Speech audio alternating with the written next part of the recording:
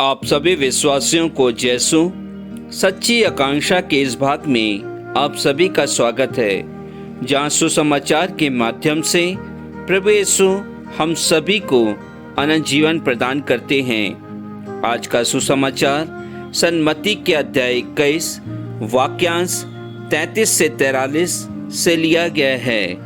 क्रिस्त में प्यारे विश्वासियों, आज माता कलीसिया वर्ष का 27वां रविवार मना रही है।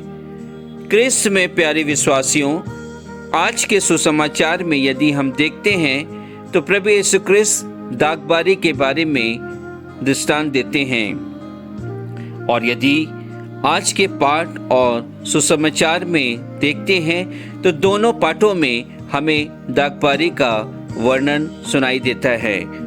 क्रिस्त में प्यारे भाई और बहनों, यदि हम प्रभु यीशु क्रिस्त के अनुसार उनकी इच्छाओं को पूरा करते हैं, जैसा कि प्रभु यीशु क्रिस्त ने कहा है कि मैं संसार की ज्योति हूँ, यदि हम प्रभु यीशु क्रिस्त को अपने हृदय, अपने जीवन की ज्योति मानते हैं तो निश्चय ही हम प्रभु यीशु क्रिस्त के समान जीवन व्यतीत कर सकते हैं।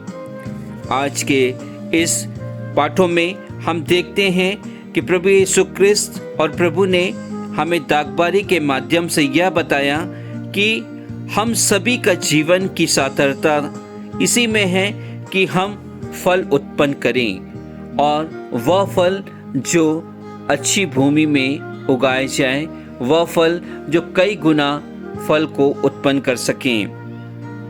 प्रभु यीशु क्रिस्त हम सभी को यह बताते हैं कि यदि हम उनके अनुसार कार्य करते हैं, उनके वचनों को सुनते हैं, तो निश्चय ही हम अपने जीवन की हर बुराइयों को त्याग सकते हैं। संत पौलुस कहते हैं कि हम सभी को प्रभु यीशु क्रिस्त को खोजना है, जैसे कि उन्होंने प्रभु यीशु क्रिस्त को अपने जीवन में खोजा और उसके बाद उन्होंने प्रभु यीशु क्रिस्त के समान और उनके सुसमाचार का प्रचार किया।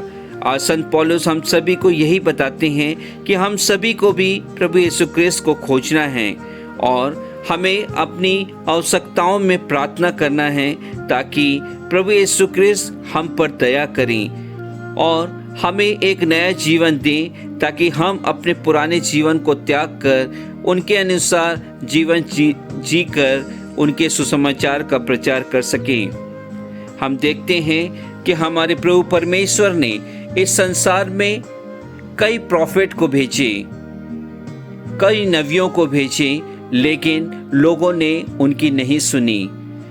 पिता परमेश्वर चाहते थे कि वे इन नबियों के माध्यम से हम सभी को बदल सकें, लेकिन हम लोगों ने इस सांसारिक जीवन में फंसकर उनकी आज्ञाओं का पालन नहीं किया और हम बुराइयों में पड़ते गए। हमने अपने जीवन को नहीं बदला। अंत में पिता ईश्वर ने अपने पुत्र को, अपने इकलौते पुत्र को इस संसार में भेजा, ताकि हम उनके माध्यम से अपने जीवन को बदल सकें। लेकिन हमने प्रभु यीशु क्रिस्त की भी आज्ञाओं का पालन नहीं किया, उनके अनुसार अपना जीवन व्यतीत नहीं किया और हमने शैतानी कार्यों में अपना समय व्यतीत किया है।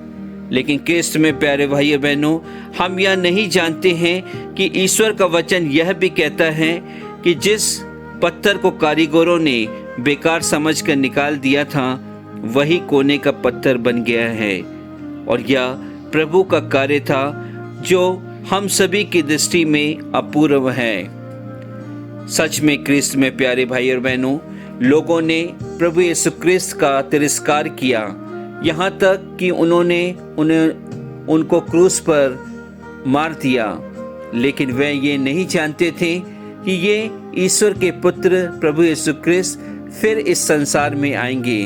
उन्होंने पुनर्जीवित होकर हम सभी को एक जीवन दिया है, एक आत्म जीवन दिया है, एक अनंत काल का जीवन दिया है, और यही कारण प्रभु यीशु क्रिस्त कोने के पत्थर बन गए थे।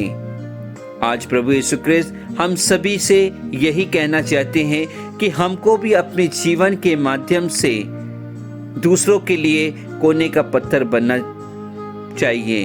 यदि हम उनके जीवन में बदलाव ला सकते हैं, यदि हम दूसरों के जीवन को बदल सकते हैं, तो हम वाकई में हम उनके जीवन के लिए कोने का पत्थर बन सकते हैं। आज के इस सुसमाचार के माध्यम से हम प्रभु यीशु क्रिस्त से यह वादा करें कि प्रभु यीशु क्रिस्त ने जिन कार्यों के लिए हमें चुना है, उन कार्यों को हम इस जीवन में भली भांति निभा सकें। हम दूसरों को प्रभु यीशु क्रिस्त के सुसमाचार का प्रचार कर सकें, दूसरों को प्रभु यीशु क्रिस्त के करीब ला सकें और उन लोगों के लिए प्रार्थना करें जो लोग इस कार्यों में लगे हुए हैं। हम उन्हें पीछे ना खींचें, बल्कि उनके साथ में रहकर उनके समान कार्य करते हुए अन्य लोगों को विश्वासी बना सकें और ईश्वर के राज्य के लिए तैयार कर सकें।